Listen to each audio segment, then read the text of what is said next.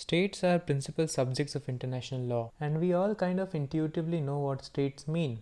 I mean, if I ask you whether Japan is a state or not, you would say yes in a moment. But then, what do we really mean when we say whether one particular entity is a state, and what is a state really made of? Right? Japan is an easy example, but what if I ask you whether Palestine is a state, or if I ask you whether Israel is a state, or what about the Islamic State? So these are some of the questions that we need to answer. What do we really mean when we say some particular entity is a state? What does a state consist of? And how do states come into existence? What happens when the state does not have an effective government? Do states really die? And if they die, how do they die? Things like that we need to answer, we need to understand from the perspective of international law. So welcome back to the class on international law, and in this class the topic for us to study is states. So we'll be studying the constitutive elements of a state, and then I'll show you what are the covenants or the conventions which talk about a state. So let's begin. A state consists of three elements in international law: a territory, a population, and an effective government. These three elements are recalled by Article 1 of the Montevideo Convention of 1933. The 1933 Convention adds one more element, that is, the capacity of states to enter into a relationship with other states. So let us consider all these elements one by one. The first element is territory. The state must have control over a particular territory. It is not required that that territory be big or small. So you know there are large states like Russia, and then there are small states like Monaco. What is important is that the state must have some control over the territory. Now, what about questions like if there is a dispute in the border, or if there's a dispute in the territory, what happens then? What if the territory is disputed? That is first question. Second, what happens if the territory is not continuous, it's divided, like before 1971 there was East Pakistan and West Pakistan? What in that case? Is the territory that the state has control over, should that be connected, or there can be two disjoint pieces of territory and that can still be one state? And what if there is an alteration in the territory? A state gains control over a certain territory, or state loses control over the particular territory. What happens to the identity of a state in such a case? So let's answer them one by one. First of all, a fixed territory is not essential to the existence of a state, because as you see, Israel was admitted as a member of United Nations in May 1949 despite it not having a proper demarcated boundary, and the boundary negotiations were still pending at that time.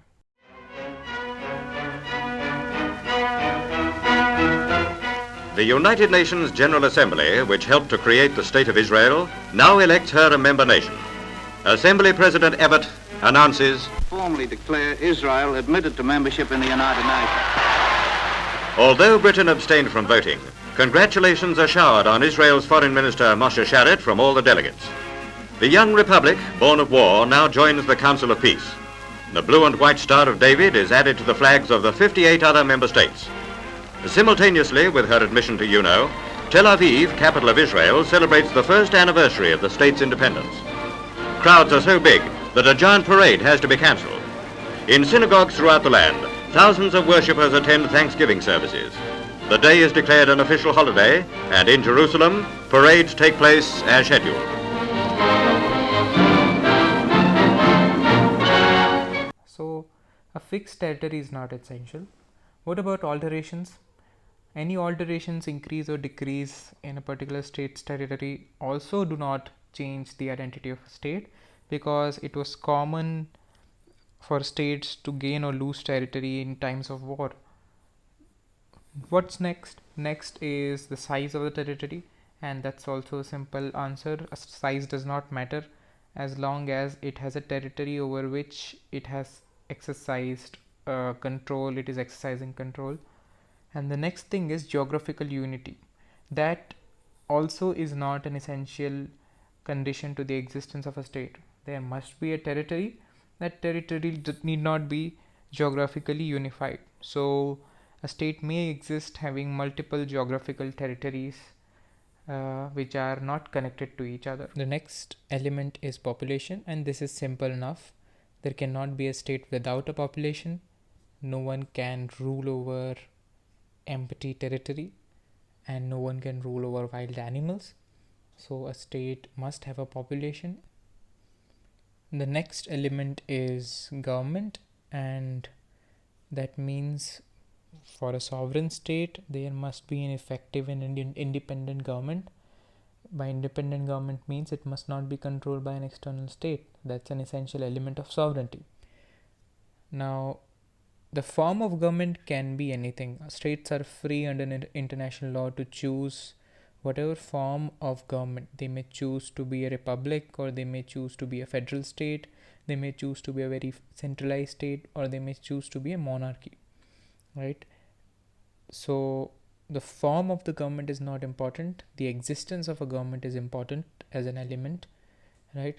So it can be a dictatorship or it can be a democracy, but still be regarded as a state. So government is an essential element of a state, but the form of government is irrelevant, right?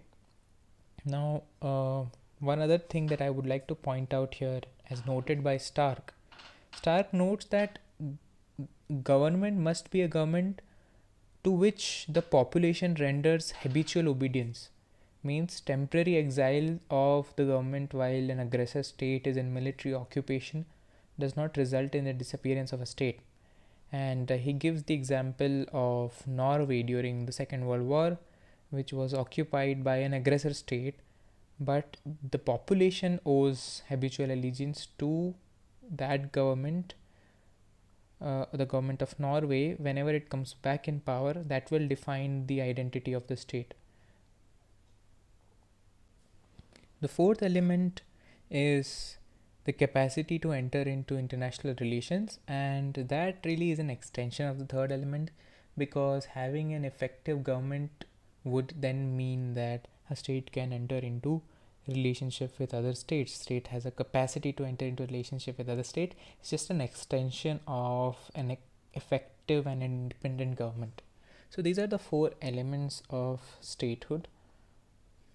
Now, one thing that we must understand while discussing these criteria is these criteria are helpful in identification of a particular entity as a state. So you can look at these criteria and find out whether a particular entity is a state or an international organization, but that does not mean that lack of a certain criterion among them would ultimately lead to de-recognition of a state. For example, after World War II, Germany was left with no effective government at all, because the Allied had captured all the Germany and it had divided the Germany into different parts, and they were having control over that. So there was no effective government, but still the status of Germany as a state, it remained intact. So these criteria are helpful in identification of a state, though these criteria need not necessarily be constitutive of a state. That means that a state does not lose an identity merely because of absence of any one of these for a temporary period of time. So as you see from these elements, the time at which all these elements meet, we can see a state comes into existence. So coming into existence of a state is like a factual process, because all these elements can be ascertained factually, right? So historically speaking, also states have established themselves as state because they were able to show that they have a population, they have an effective government, they have a territory, and they have a capacity to enter into. So let's go ahead.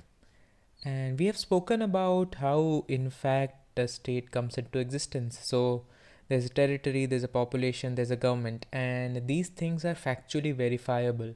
Means you can see whether a particular government is there which is a control of a territory and there is a population. So these are things of fact. But apart from this, there's one more thing.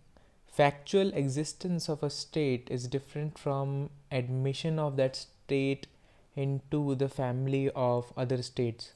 So the existence of a state and in fact is different from a recognition of its existence by other states. So to explain it to you by giving an example, so this example is from the WWE, and there was a wrestler called Chris Benoit in WWE, and he was a really good wrestler. He was a really famous wrestler, and he was incredibly talented. But what happened in 2007 was that Chris Benoit killed himself along with his family.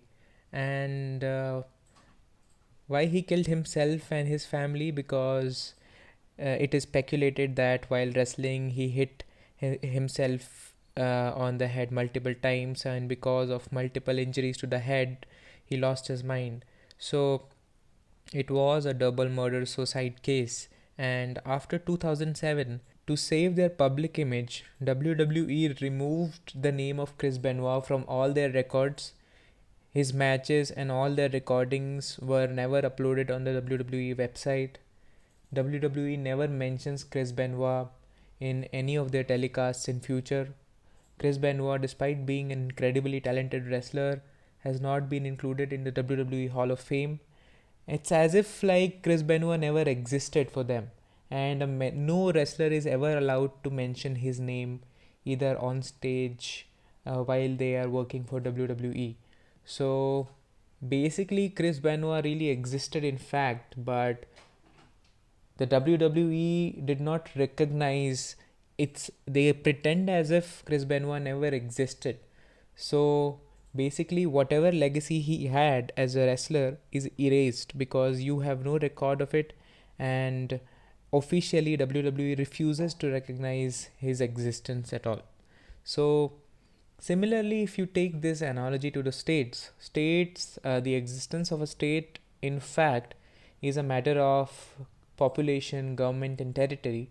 But then there's another thing called the recognition of states, which basically means other states recognizing the existence of that state. So let's talk a little bit about recognition now. If you see the history, states disappear, they unite with other states, new states emerge, existing states disintegrate, some states take over the other states, the states are assimilated in other states, governments form, governments are replaced, and consequently new states are formed and some old states disappear. So these changes, these transformations raise this question of recognition of the states, the new states, by the existing states.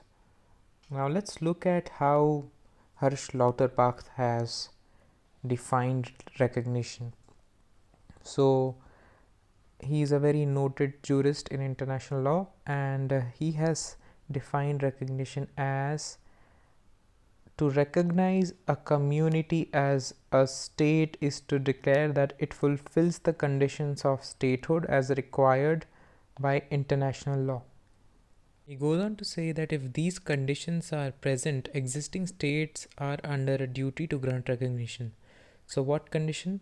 The conditions of statehood. So the conditions that we have spoken about in the first part.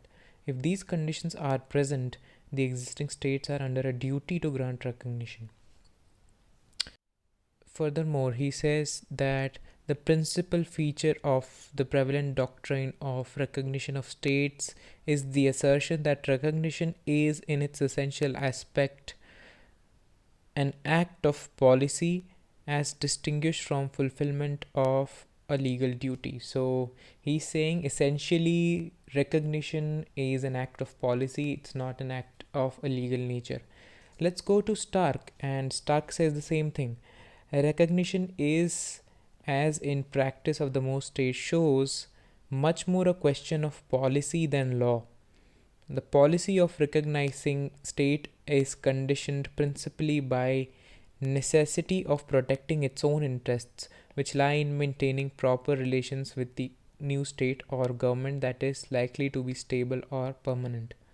So both of these authors here are saying that recognition is more of a policy question than a legal question, because it's about protecting the interests of the states, the interest of the recognizing states.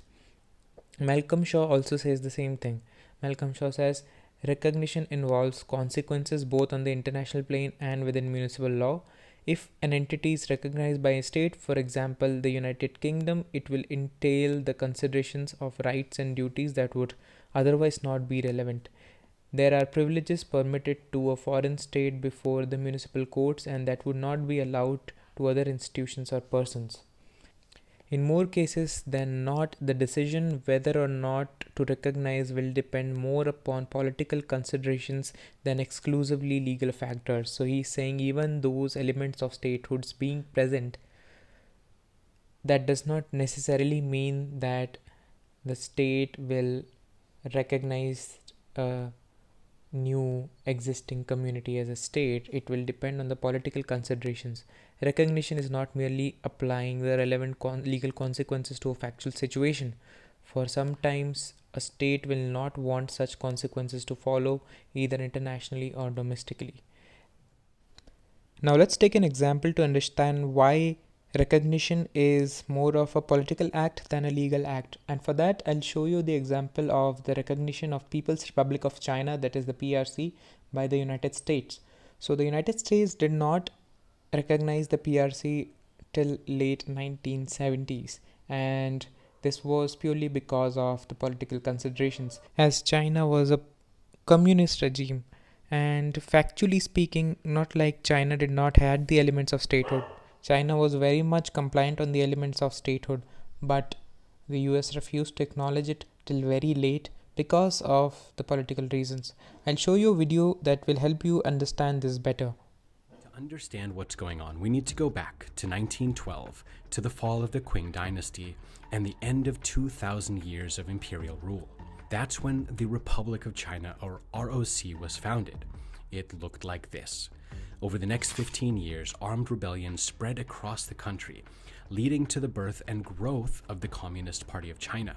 After the mass killing of communists in 1927, they fought back against the ruling nationalist government, and the Chinese Civil War officially began. After World War II ended in 1945, the Chinese Communist Party succeeded in overthrowing the Nanjing-based ROC nationalist government in 1949, who then fled to Taiwan and made Taipei its new capital. The People's Republic of China, PRC, established its capital in Beijing, and the ROC lost its UN seat to the PRC in 1971. The PRC officially holds the title of China, but many countries still have unofficial ties with the ROC. For instance, the US Congress set up the Taiwan Relations Act, allowing the US to continue some foreign missions there, such as the sale of more than $25 billion in arms to the island since 2007. So there's one government in Taipei and another in Beijing, and the two governments are at odds over the status of the island. For the PRC, there is one China, and Taiwan is a part of it. In 1992, both governments kind of agreed to this, but they differ on who is the legitimate government of that China. So what do the people of Taiwan think about this? The majority of the population, although ethnically Han, by and large consider themselves to be Taiwanese and not Chinese. And although independence was tacitly restricted by the 1992 agreement, some of the newer political leaders have expressed their desire of sovereignty. 在这里，我要重申，台湾绝不会接受一国两制，绝大多数台湾民意也坚决反对一国两制，而这也是台湾共识。 But Beijing is not budging. Instead, it has reiterated its desire for what it calls peaceful national reunification, and threatened that if Taiwan goes for independence, then the peaceful part of the unification could go out the window. 我们愿意为和平统一创造广阔空间，但绝不为各种形式的台独分裂活动留下任何空间。 But could the mainland use military force to accomplish this reunification? Experts say the chances are low. Firstly, there's the 160-kilometer wide Taiwan Strait to cross. Ferrying troops would be a slow-moving and difficult operation. The surviving forces would still have to trudge through the beach with their equipment under heavy fire from the 180,000 active-duty Taiwanese soldiers, plus some or all of Taiwan's 1.5 million reservists. Instead of military power, China is trying to use political and economic means to bring the island back under its control. China is the island's largest trading partner. It's been good for business on both sides of the strait, but it does give the mainland leverage. Here's another video which shows which country gave recognition to the PRC in which year. So you see the countries turning red shows the act of recognition by these country of the statehood of the PRC. So this timeline shows as the countries keep turning red, the official act of recognition by these states of the existence of the PRC. I think we should end this class right here, and we'll begin the next class with the theories of recognition. In this class, we started with the understanding of state as a primary actor of international law. We saw the elements of statehood. We saw, according to the Montevideo Convention, what are the 4 elements of statehood, and then we tried to understand what is the difference between existence of state in fact and its recognition by other states. So thank you for watching, and do look at the assignment that I have given you below and submit it on time.